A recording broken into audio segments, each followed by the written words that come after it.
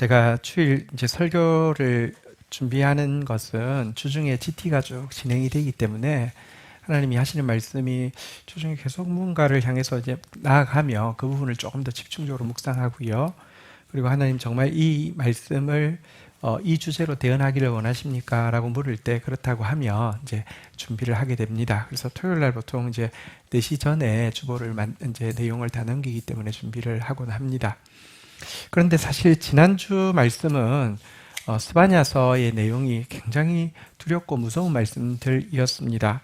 제목 멸절하리라, 지도층의 죄, 물질 숭배에 대한 심판, 동서남북 국가들에 대한 심판, 예루살렘의 3가지 제목 막 이렇게 심판에 대한 내용이 계속 되어지고 죄에 대해서 지적하는 내용이 계속 되어졌는데요.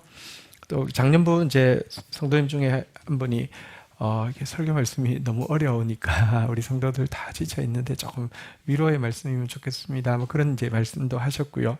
그래서 제가 토요일 날 설교 준비를 하는데 무슨 말을 해야 될지 하나도 모르겠는 거예요. 그래서 그냥 나한테 위로가 되었던 말씀, 또 지금 내가 이 시점에서 내가 그 구절을 읽을 때 위로가 되는 말씀을 가지고 설교해야 되겠다 생각해서 밤에 손을 들고 성숙하라라는 제목으로 눈앞에 아무것도 보이지 않지만 하나님께 항복하는 마음으로 기도하는 마음으로 또 하나님께 맡길 때 하나님 인도하신다. 이제 그 저한테 은혜 받은 내용을 설교 준비를 다 하고 잠을 잤습니다. 아침에 일어나니까 이제 이태원에 너무 큰 사고, 그러니까 너무 큰 사고가 있은 이야기를 듣고는 도저히 그 설교를 하는 게 하나님 뜻이 아니었다는 생각이 들었습니다. 어제도 보통 4시에 그 설교 제목 넘기는데 저녁 한 6시 반, 7시 다 돼서 이렇게 막 이제 넘기기도 했는데 준비는 다 끝났지만 그게 아닌 것 같아가지고요. 하나님께서 지난 주간부터 계속 우리에게 말씀하고 계신 것을 다시 한번 볼 필요가 있다는 생각이 들었습니다. 토요일 GT 본문에 보면 스바냐서 3장 6절부터 시작되는 GT 본문이지요. 이렇게 말씀하고 있지 않습니까?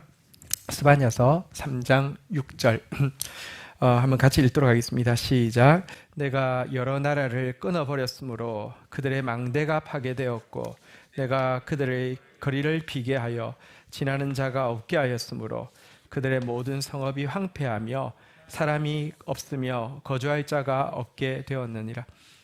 이스라엘 동서남북에 있는 나라들 이렇게 블레셋, 모압, 암몬, 그리고 구스, 아수르 사방의 나라들의 망대를 파괴하고 거리를 비게 하고 지나가는 자가 없게 하고 성읍을 황폐하게 하고 사람이 없고 거주할 자가 없게 했다. 이렇게 이야기하면서 실제로 그런 일이 일어났었거든요. 그런데 이런 재앙의 소리가 들리는 것은 유다는 죄가 없으니까 괜찮다는 게 아니라 유다가 더 심각한데 유다한테 그래도 지금이라도 돌이키라는 기회라고 이야기합니다. 7절에 그렇게 이야기하고 계시죠. 내가 이르기를 너는 오직 나를 경외하고 교훈을 받으라.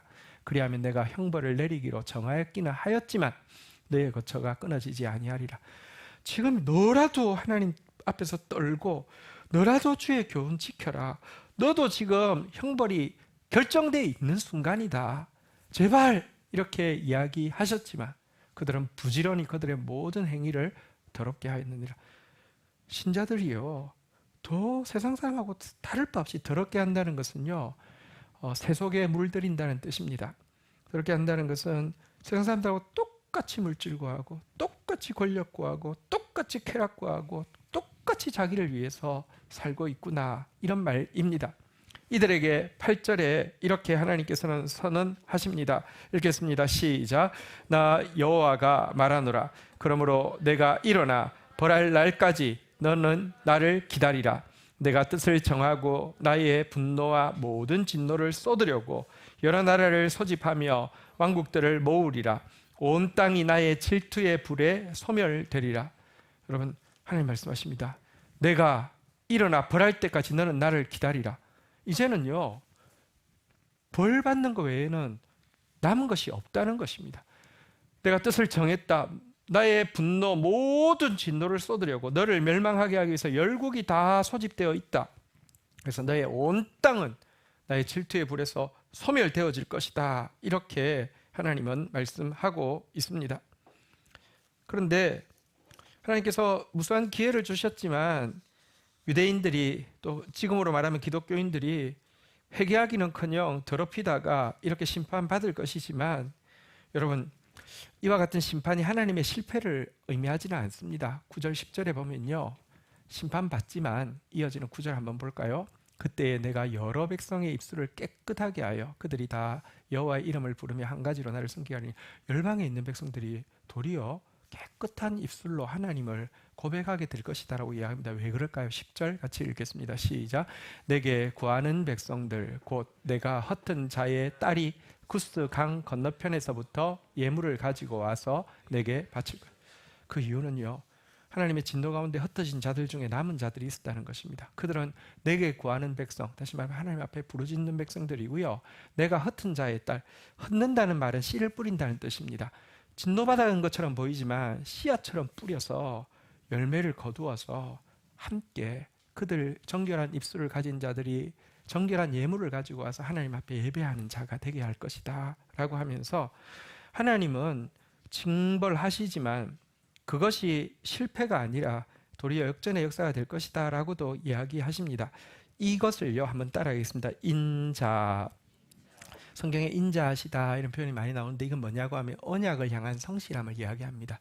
이스라엘 백성들에게 너가 축복의 통로가 될 것이다 그랬는데요.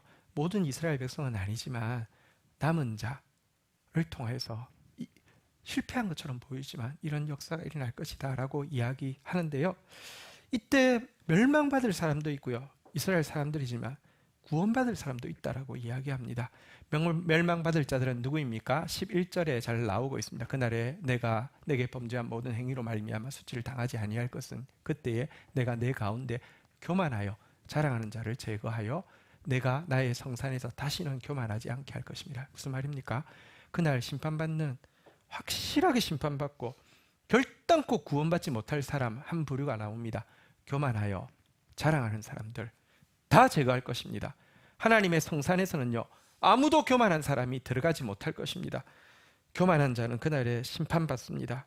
그러나 12절에 보면요 구원받을 사람도 이 혹독한 징계 가운데서도 구원받을 사람이 있다고 이야기합니다. 같이 읽겠습니다. 시작. 내가 곤고하고 가난한 백성을 내 가운데 남겨두리니 그들이 여호와의 이름을 의탁하여 보호를 받을지라. 곤고하고 가난한 백성은 달리 이야기하면 겸손한 자를 이야기합니다. 하나님 앞에서 말씀 앞에서 떨고 겸손한 자들은요 갈수록 마음이 낮아지고 가난해집니다.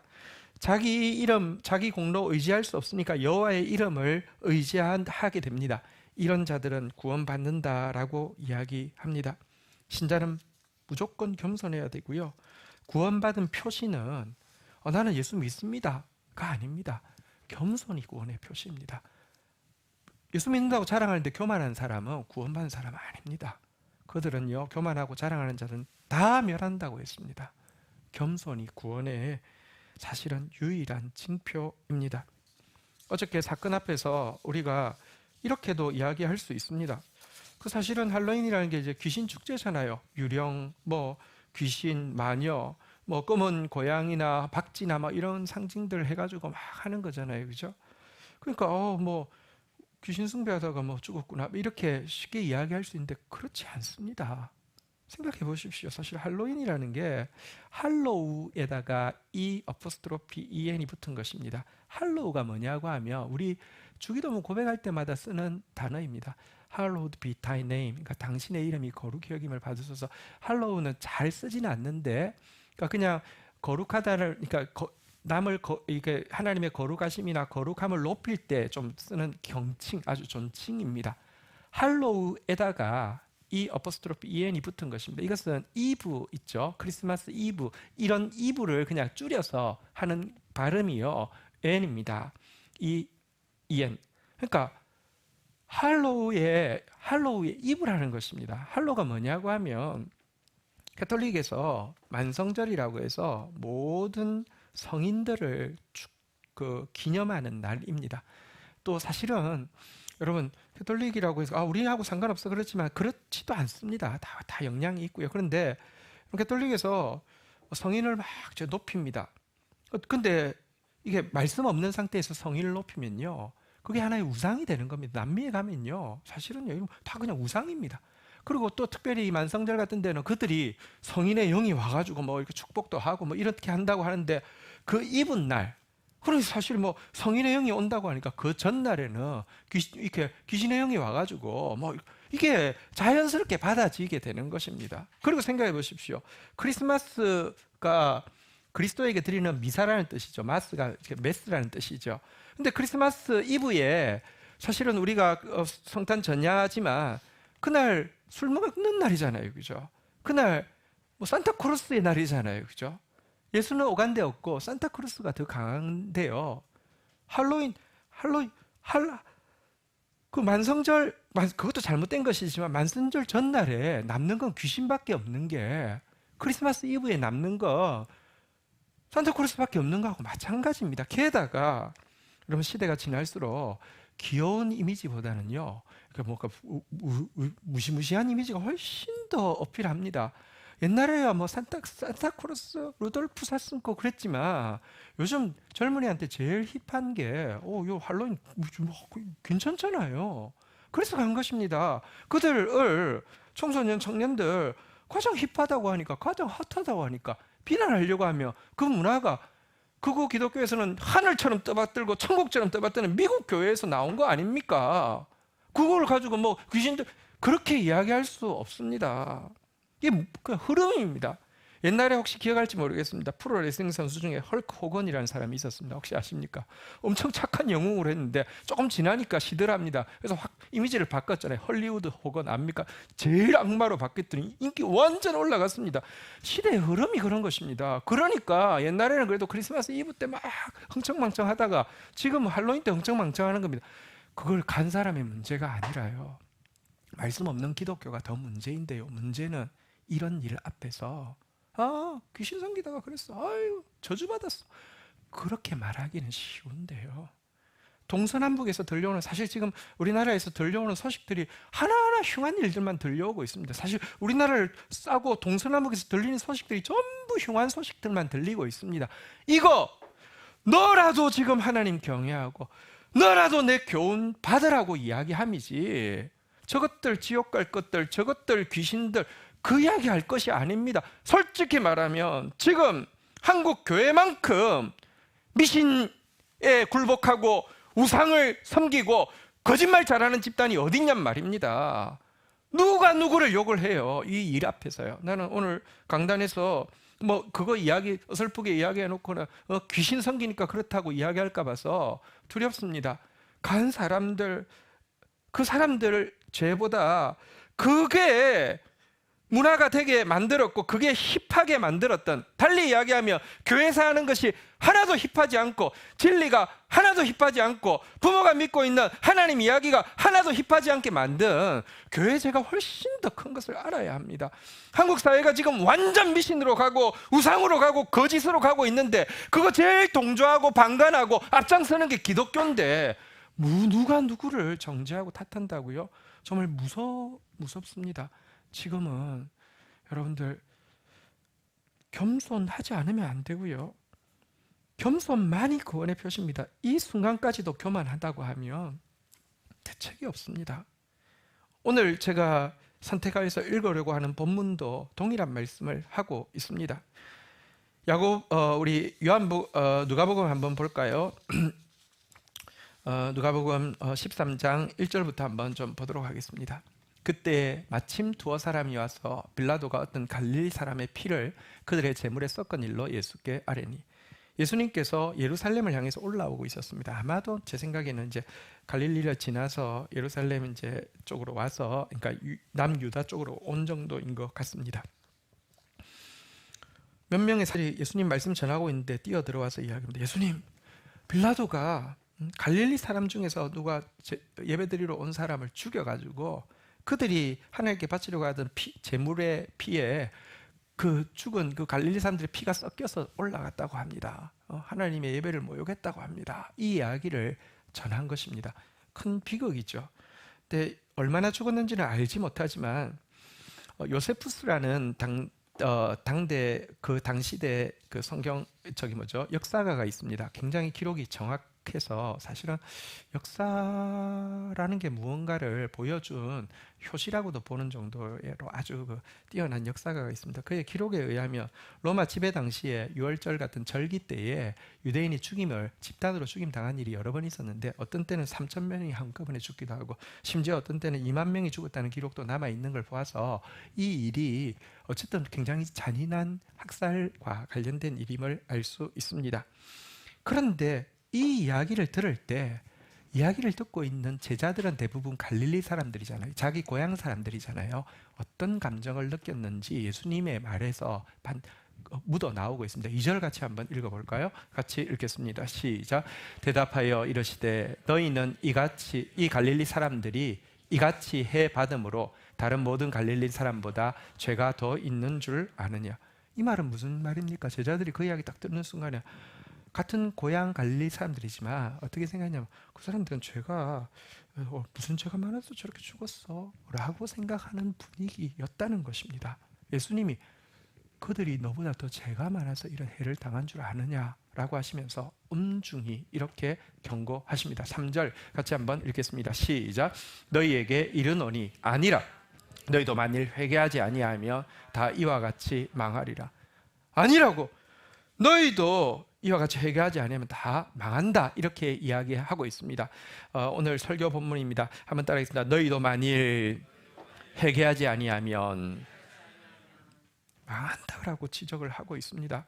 그런데요, 이 이야기를 듣고 있는 청중들은 대부분 남유다에 속한 사람, 다시 말하면 갈릴리 사람들이 아니라 남유다 사람들이었습니다. 지금 우리 표현으로 하면 북한 사람들이 아니라 남한 사람들이었다는 것입니다.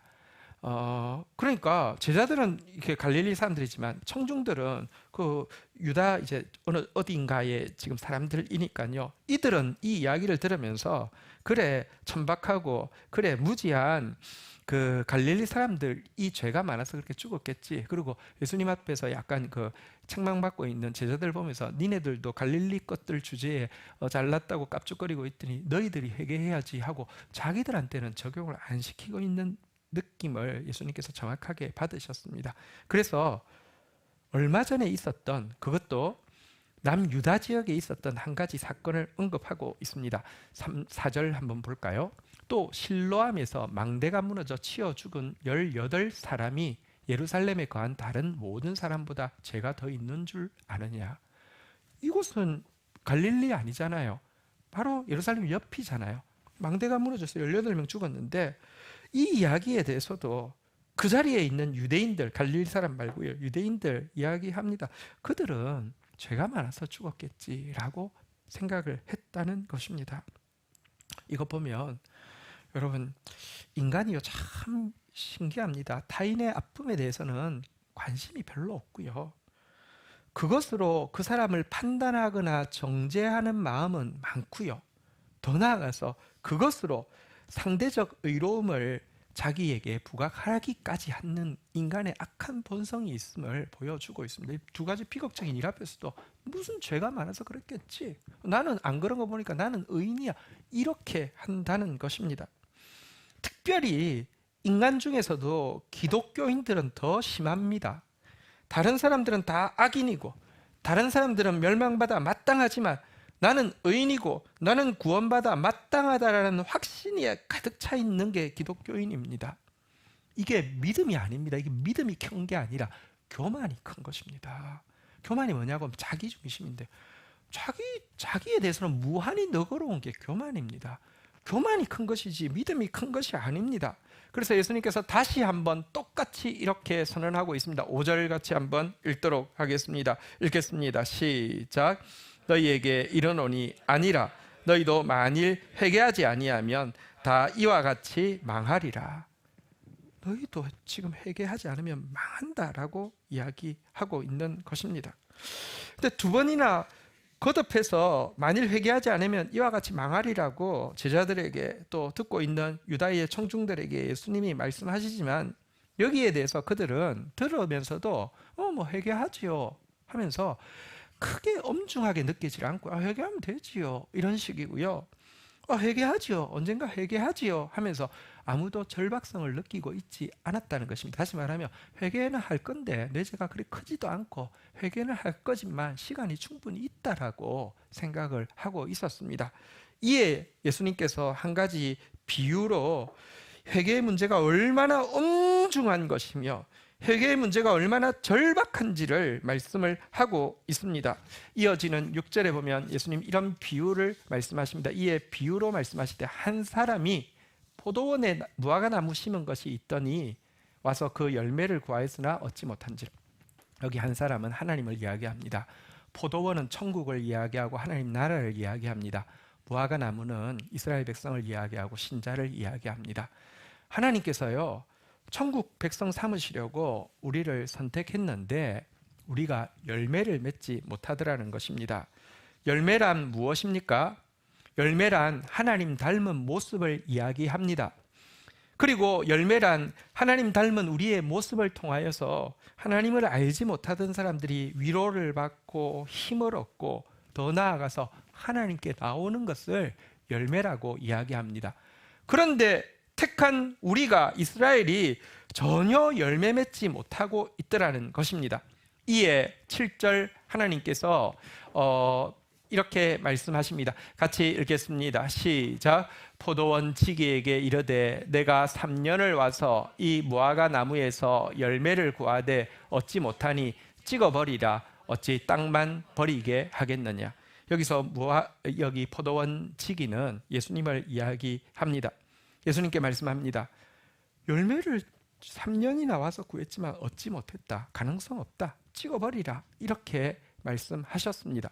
그런데도요, 포도원 지기가 이렇게 탄원하고 있습니다. 같이 8절 읽도록 하겠습니다. 읽겠습니다. 시작.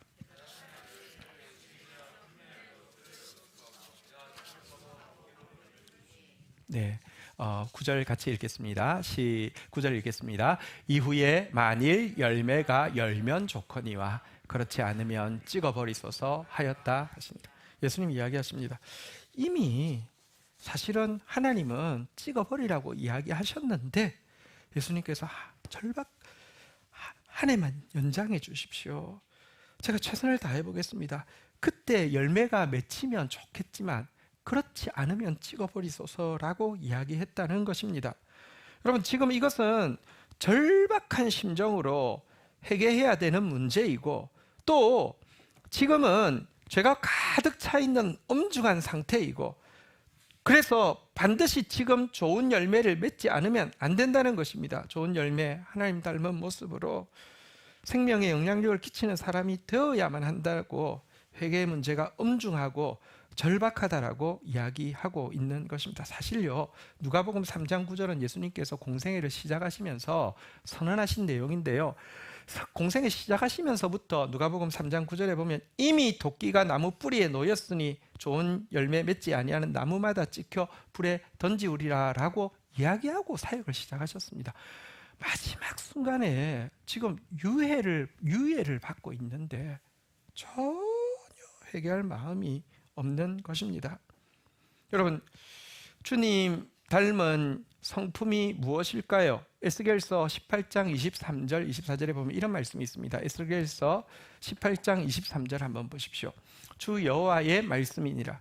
내가 어찌 악인이 죽는 것을 조금인들 기뻐하랴. 그가 돌이켜 그 길에서 떠나 사는 것을 어찌 기뻐하지 아니하랴. 하나님은요, 진짜 심판받아 마땅한 악인이 죽는 것도 너무 슬퍼하시는 분이시고요, 심판받아 마땅한 악인이 자격도 없지만 회개해서 돌이켜서 구원받으면 너무 기뻐하시는 분이라는 것입니다. 이게 하나님의 마음이고 이게 하나님의 성품인데, 악인에 대해서는요, 악인이 죽는 것을 너무 기뻐하는 우리, 악인이 돌이켜서 진노에서 벗어나는 것을 너무 기뻐하지 않는 우리의 모습, 정말 하나님과 마음이 너무 다른 것입니다. 그러면서도 자신에 대해서는 선민이기 때문에, 예수 믿기 때문에 심판과 조금도 상관없다고 확신하는 모습이 신자의 모습이죠. 그들을 향해서 24절에 보면 하나님께서 이렇게 말씀하십니다. 만일 의인이 돌이켜 그 공의에서 떠나 범죄하고 악인이 행하는 모든 가정한 일대로 행하면 살겠느냐? 그가 행한 공의로운 일은 하나도 기억되지 기억함이 되지 아니하리니 그가 범한 허물과 그 지은 죄로 죽으리라. 여러분, 우리를 성경에 보면 분명히 의인이라고 칭하고 있습니다. 근데 기억하십시오. 우리를 의인이라고 칭하는 것은 우리가 진짜 의로워서 의인이라고 칭하는 게 아니라 의인이라고 여겨주셔서 의인이라고 칭하는 것입니다. 그것을 뭐라고 하냐면 한번 따라하겠습니다. 칭의. 의인이라고 여겨주신다. 여러분, 합격한 것으로 여겨줄게, 이 말은 워낙 기준대로 하면 떨어졌단 말이에요, 붙었단 말이에요? 떨어졌단 말이잖아요. 의롭다고 여겨주신다, 이게 칭의인데, 우리는 의인은 의인인데 칭의로 말미암아 의인이라고 불리는 존재입니다. 의인이라고 불리고 나서 우리는 죄를 짓지 않느냐? 그리스도 예수 안에 있는 자는 범죄함이 없나니 이렇게 이야기하지 않습니다. 의인이라고 부르심 받고 나서도요, 그리스도 예수 안에 있는 자는 범죄함이 없나니가 아니라 한번 따라하겠습니다. 정죄함이 없나니. 무슨 차이냐고 하면, 여러분, 사단이 저를 세워놓고 하나님 앞에 고발합니다. 사단의 역할은 검사와 같은 것입니다. 막 고발하고 조소하고 막 그렇게 합니다. 권지현, 이런 죄를 지었습니다. 이 죄도 지었습니다. 목사인데 심지어 이런 죄를 지었고, 아니 이런 죄까지 지을 수 있습니까? 라고 고발합니다. 하나님은 공의로우신 분이십니다. 절대로 그냥 덮어놓고 내 새끼 건드리지 마, 이렇지 못합니다. 하나님께서 검토를 합니다. 그래, 권지현 이제 지었네, 이제 지었네, 목사인데 이제도 지었고 이제까지 지은 거 맞구나. 그러면 판결을 하겠다. 권지현은 무죄.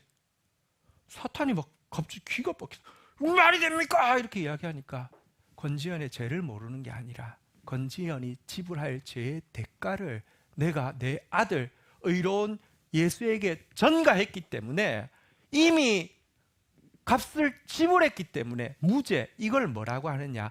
정죄함이 없다는 것입니다.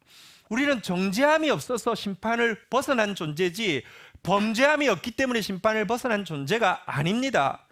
칭의로 여러분 의인이라 칭함을 받았고 정죄함이 없기 때문에 심판을 벗어난 자이기 때문에 신자는 무조건 겸손해야 합니다. 그런데 공의에서 떠나, 공의는 말씀이라고 했죠. 신자가 말씀 떠납니다. 범죄하고 악인이 행하는 모든 가정한 일대로 행하며, 말씀 떠날 뿐만 아니라 여러분, 무늬만 기독교인이지 말하는 것, 행동하는 것, 꿈꾸는 것 세상 사람들하고 똑같고 더하다니까요. 다 돈, 다 권력, 다 쾌락, 다 자기밖에 없는데, 그래도 이렇게 주장할 수 있잖아요. 그가 행한 공의로운 일은 하나도 기억되지 아니하리니. 하나님 반칙입니다. 어쨌건 나 성경 믿고 성경대로 뭐 이렇게 주일 예배도 드렸고 헌금도 했고 뭐 선교 단기 선교도 갔다 왔고 했는데 이건 안 쳐주십니까? 하나님 이야기하십니다. 그래, 쳐줄게. 쳐주는데 네가 나 믿고 나서 말씀대로 행한 일과 네가 나 믿고 나서 말씀대로 행하지 않은 일 두 개 같이 세워가지고 한번 해보자 라고 이야기하십니다. 남는 게 있을까요? 남기는 뭐가 남습니까? 모두 심판받기에 넘칩니다. 하나님께서는, 그런데요, 더 문제는 그런데 교만하기까지 하다니요. 교만하기까지 하니까 하나님이 그가 그 범한 허물과 그 죄로 죽으리라, 반드시 심판받는다라고 이야기하고 있습니다. 예수님께서 이 비유로 이 무화과 나무를 심은 주인 비유로, 포도 원칙이 예수님의 중보의 비유로까지 이야기하셨지만 이스라엘이 어떻게 되었습니까? 끝까지 회개하지 않았습니다. 결국은 심판받았습니다. 여러분, AD 70년에 예루살렘이 함락되어질 때, 요즘 도시도 아니고 옛날 도시잖아요. 그 예루살렘 안에서 학살당한 사람이 몇 명인지 아십니까? 110만 명이 죽었습니다. 정말 인류사에 정말 유대인들이 하도 엄청난 학살들을 많이 당했지만, 여러분, 성 안에서 110만 명이 죽는다, 이건 너무너무 무시한 일인데 말씀대로 이루어졌는데요. 이렇게 엄중한 죄고 이렇게 절박한 심판인데 예수님의 이 비유 앞에서도 아무도 귀 기울이지 않았습니다. 회개해야 될 사람은 다른 누가 아니라 바로 우리입니다. 회개해야 될 시간은 다른 어떤 때가 아니라 바로 지금입니다. 신자는 회개해야만 하고요. 특별히 이 일 앞에서 더욱 회개해야 하고요. 신자가 구원받는 유일한 방법은 회개밖에 없습니다. 참된 겸손, 참된 회개, 이것이 구원의 표식이고 구원의 방법인데요. 참된 겸손과 참된 회개의 본을 가장 잘 보여주는 인물이 다윗입니다. 다윗이 죄가 적어서 의인이거나 죄가 적기 때문에 메시아의 조상이거나 죄가 적기 때문에 다윗의 나라에, 다시 하나님 나라의 표상이 되었느냐? 아니요. 참 죄가 많지만 참된 겸손과 참된 회개의 본을 가진 사람이기 때문에 그렇습니다. 다윗의 참회의 시 중에 대표가 시편 51편 1절이잖아요. 시편 51편 1절 우리 같이 한번 읽도록 하겠습니다. 읽겠습니다. 시작. 하나님이여 주의 인자를 따라 내게 은혜를 베푸시며 주의 많은 긍휼을 따라 내 죄악을 지워주소서. 여러분, 다윗이 간음하고 살인하고 나서도요, 마치 우리아에게서 태어난 아이가, 우리아 장군이 전쟁에서 죽었을 때 그 미망이를 위로하기 위해서 신부로 받아들여가지고 그랬더니 하나님 축복해 주셔서 낳은 아이인 것처럼 가장을 했단 말입니다. 그래서 백성들이 막 도리어 지지율이 100%가 됐단 말입니다. 그때 나단이 홀로 와서 하나님의 말씀을 전했죠. 그리고 하나님의 심판을 전했죠. 여러분, 근데 다윗이 인간적으로는 지지율 100%인데 그 말씀 앞에서 선 것, 이것이 하나님께서 인정하는 그의 겸손이었습니다. 겸손이라는 게 뭐냐? 하나님 말씀 앞에 설 수 있는 것입니다. 하나님 말씀을 받아들일 수 있는 것입니다. 그리고는 하나님 앞에 이렇게 간구합니다. 한번 따라하겠습니다. 인자, 은혜, 긍휼, 이 세 가지를 다 나에게 부어달라고 부탁을 합니다. 인자는 아까도 나누었죠. 언약을 향한 하나님의 신실함을 이야기합니다. 다윗에게 주신 약속의 말씀 이루어달라는 것인데요. 그렇지만 지금 그는 어떤 상태입니까? 은혜란 무엇을 이야기하냐고 하면 한번 따라하겠습니다. 받을 자격 없는 자에게 주시는 선물. 긍휼은 무엇입니까? 당연히 받을 진노에서 면하게 하시는 것.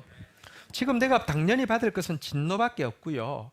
여러분, 지금 하나님으로부터 축복과 회복은요, 받을 자격이 없습니다. 하지만 그는 긍휼을, 은혜를, 그래서 인자를 이루어 달라고 하나님의 축복의 것들을 다 꺼집어내어서 총동원해서 자기 앞에 세우고요, 반대쪽에 또 세 가지를 세우고 있습니다. 2절 3절 한번 볼까요? 2절 제가 읽고 3절 읽어보겠습니다. 나의 죄악을 말갛게 씻기시며 나의 죄를 깨끗이 사하소서. 3절 같이 읽겠습니다. 시작. 무릇 나는 내 죄가를 아오니 내 죄가 항상 내 눈앞에 있나이다. 한번 따라하겠습니다. 한번 따라하겠습니다. 죄악, 죄과. 죄악이란 아본이라는 단어인데요, 불법을 이야기합니다. 그러니까 법칙을 어긴 것, 말씀을 어긴 것을 죄악이라고 이야기합니다. 저는 말씀을 어겼습니다. 죄라는 것은요, 습관적으로 빗나가는 것을 이야기합니다. 내가 하나님 불법을 하는데 한 번 한 게 아니라 습관이 되었다는 것입니다. 그리고 마지막 죄가라는 것은요, 반역을 이야기합니다. 죄를 지어도요, 부끄러운 줄 모르고 도리어 하나님 앞에, 그래서 어쩌겠어요? 그래서 뭐 어쩌자는 거예요? 하나님을 향해서 반역하는 모습을 이야기합니다. 하나님, 나는 불법을 행했습니다. 습관이 되었습니다. 게다가 거만하게 하나님을 대적하기까지 했습니다. 한번 따라하겠습니다. 항상 내 앞에 있나이다. 선지자의 책망 앞에서 선지자를 죽일 수도 있을 텐데 섰고요, 그 앞에서 한편에는요, 주의 인자심, 주의 은혜, 주의 긍휼을 세우고, 또 한편에는요, 항상 떠나지 않는 나의 죄악, 나의 죄, 나의 죄값까지를 세우고는요, 그 앞에서 하나님 앞에 이렇게 고백을 하고 있습니다. 4절입니다. 다윗의 회개가 어떠한 것인지 잘 보여주는 고백이죠. 4절 읽겠습니다. 시작. 내가 주께만 범죄하여 주의 목전에 악을 행하여 싸우니 주께서 말씀하실 때 의로우시다 하고 주께서 심판하실 때 순전하시다 하리이다. 내가 주께만 범죄하였다, 이렇게 이야기하는데, 이 말은 내가 주께 범죄만 하였다 이렇게 번역하는 것이 조금 더 맞는 뉘앙스입니다. 하나님, 내가 행한 것은 죄밖에 없습니다. 이런 고백입니다. 또 내가 주께만 범죄하였다는 것은 사람에게 죄 짓지 않았다는 뜻이 아닙니다. 하나님, 내가 사람에게 행했던 간음, 우리 아이에게 행했던 살인, 백성들에게 행했던 거짓말, 이것도 다 크지만 사람에게 범죄하기 전에 내가 먼저 하나님 앞에서 간음한 사람이며 말씀을 죽여버린 살인자이며 성령을 앞에 놓고 행한 거짓말장이입니다 라고 고백하면서 하나님, 내가 주께 범죄만 하였습니다. 주의 눈앞에서 악을 행하였습니다. 그러기 때문에 주님이 말씀하실 때 나단이 너 범죄했지라고 지적한 것에 대해서 한번 따라하겠습니다. 의로우시다, 맞습니다 라고 인정하는 것입니다. 나단이 그리고 심판을 이야기했죠. 너는 숨어서 은밀한 곳에 간음하였지만 백주대낮에 너희 집에 이런 일들이 일어날 것이다. 네가 칼을 사용했기 때문에 너희 집에서 이제 칼이 떠나지 않을 것이다 라고 선고했습니다. 이 심판에 대해서 한번 따라 하겠습니다. 순전하시다. 이 말은 맞습니다, 옳습니다, 그대로 되어야 합니다, 그대로 될 것입니다 라고 고백하는 것입니다. 이게 회개입니다. 여러분, 회개 보통 이렇잖아요. 하나님이 책망하시며 하나님, 그래 제가 실수했습니다. 우리가 실수했습니다. 그런 식으로 무마합니다. 실수가 아니고요, 죄고요, 우리가 아니고 난데요, 우리가 실수했습니다, 넘어갑니다. 혹은 그래 놓고는 하나님의 심판 앞에 대해서는요, 하나님 그런데 한번 봐주세요, 이분 한번 봐주세요, 좀 줄여주세요. 마치 가인처럼 하나님께서 가인이 범죄했음에도 불구하고 보호해 줄 테니까 대신에 머무르지 말고 유리하라고 했습니다. 왜냐고 하면 그 시간을 통하여서 영혼이라도 구원받으려고, 그리고 내 보호해 줄 테니까, 너 영혼 구원해 줄 테니까 그랬는데요, 나한테 너무 가합니다 라고 항의하더니 결국 바로 나가자마자 에덴 동편에다 정착하고요, 성을 쌓고요, 자기를 지키고요. 다윗은 그렇게 하지 않았습니다. 하나님 말씀 지적한 죄도 담았고요, 당신이 선고하신 심판도 그대로 되어져야 합니다라고 인정합니다. 여러분, 우리가 회개를 한다고 하는데 회개가요, 다시 이야기합니다, 하나님의 지적에 대해서는 자꾸 핑계를 댑니다. 이래서 뭐 어쩔 수 없이 부족해, 뭐 연약해서. 그리고 나서는 심판에 대해서는 자꾸 경감시키려고 합니다. 이건 좀 봐주시고, 이건 좀 줄여주시고, 이건 좀. 다윗은 그렇게 하지 않았습니다. 단지 맞다라고 하고 나서 주님 앞에서 그가 한 것은 시편 6편 6절에 보면 그저 하나님 앞에서 내가 할 수 있는 것 이거밖에 없어서 내가 탄식함으로 피곤하여 밤마다 눈물로 내 침상을 띄우며 내 요를 적시나이다. 그냥 하나님 앞에서 내 죄가 너무 커서 내 죄악이 항상 내 눈앞에 있습니다. 나는 불법한 자입니다. 내 죄가 항상 내 눈앞에 있습니다. 나는 습관적으로 한두 번이 아닙니다. 내 죄가가 주 앞에 있습니다. 나는 하나님을 향해서 반역한 존재입니다 라고 하면서 그냥 우는 것이 다였습니다. 오늘날 기독교인이 교만한 이유에는요, 한 가지 기가 막힌 무기가 있기 때문입니다. 그 무기가 뭐냐고 하면 회개입니다. 잘못하면 회개하면 되지입니다. 회개하면 될 거 아니에요, 이런 식입니다. 너 잘못했죠? 예, 회개하면 될 거 아니에요. 그리고 나서는요, 이렇게 손쉽게 회개하고 나서는요, 이 회개가 엄청난 권리가 되어 있습니다. 회개하고 나서는요, 하나님께서 말씀하시죠. 회개했다니까요. 회개했는데 하나님도 죽여버리려고 하는, 여러분, 이거 회개 아닙니다.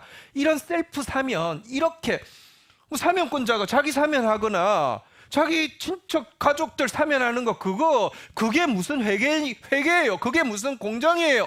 근데 기독교인들이요, 그냥 셀프 사면 얼마나 잘하는지 모릅니다. 기독교인에게 회개만큼 손쉬운 것이 없고요, 회개했다는 것만큼 공로가 없습니다. 나 회개했는데 감히 누가 나를 정죄해? 이것이 죽으려고, 이런 식입니다.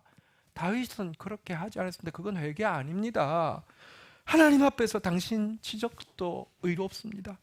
당신 선고도 순전하십니다 하면서 그냥 우는 것입니다.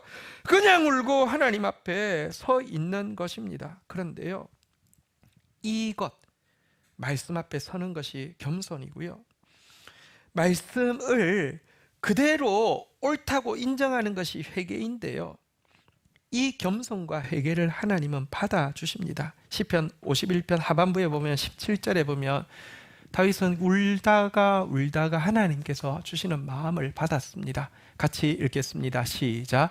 하나님께서 구하시는 제사는 상한 심령이라. 하나님이여 상하고 통회하는 마음을 주께서 멸시하지 아니하시리라. 천천만만에 소를 잡아 드리면 죄가 없어진다고 왕한테 얼마나 쉽겠습니까? 천천만만이 무엇입니까? 뭐든지 할 수 있죠. 네.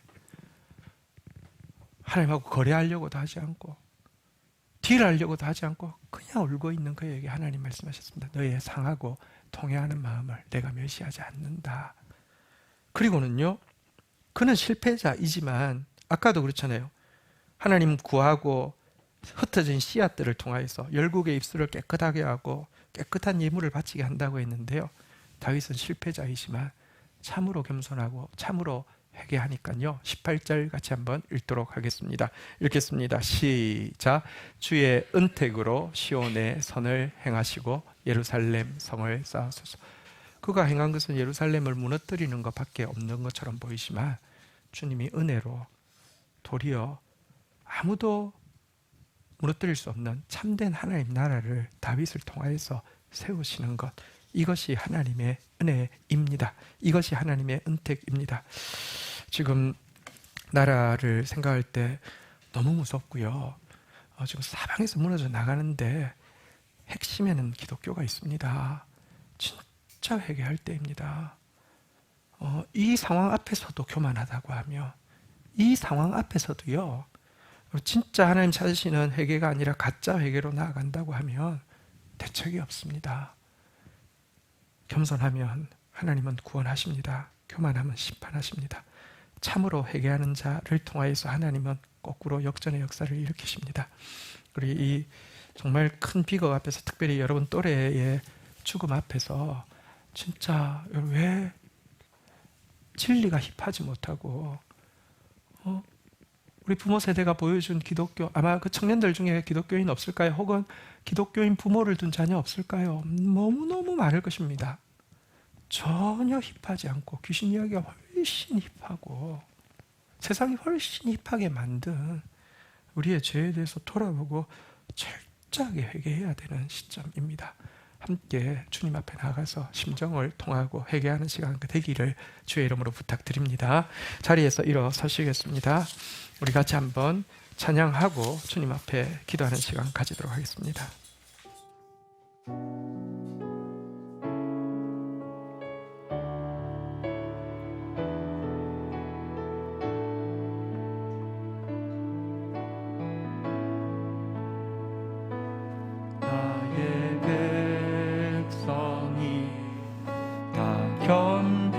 겸비하여 내게 기도하면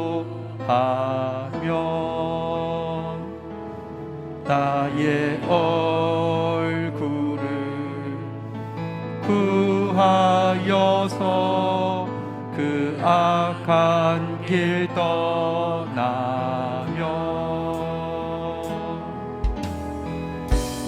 하늘에서 듣고 죄를 사하며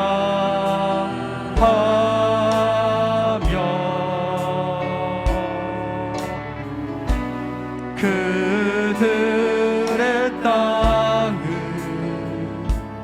고치리라.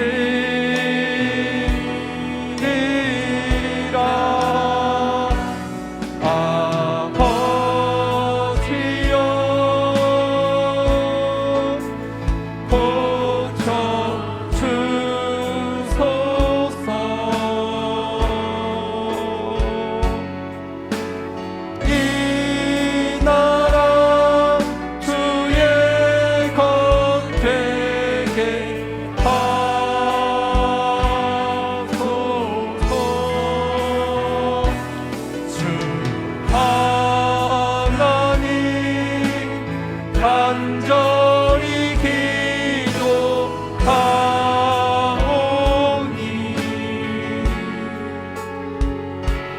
상한 이 땅 새롭게 하소서.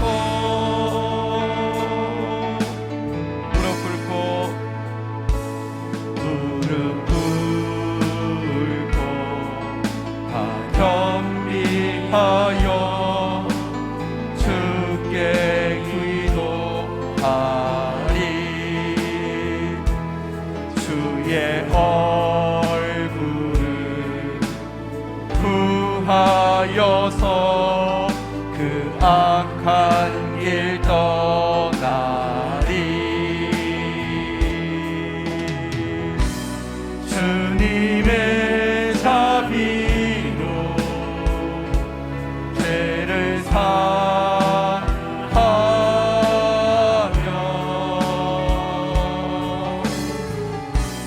주님의 자비로 인하소서.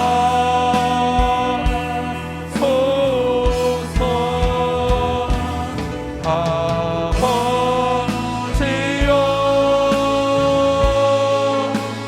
고쳐주소서.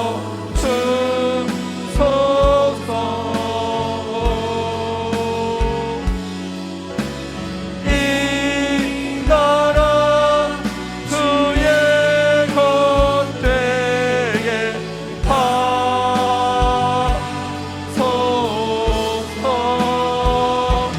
주 하나님 간절히 기도하오니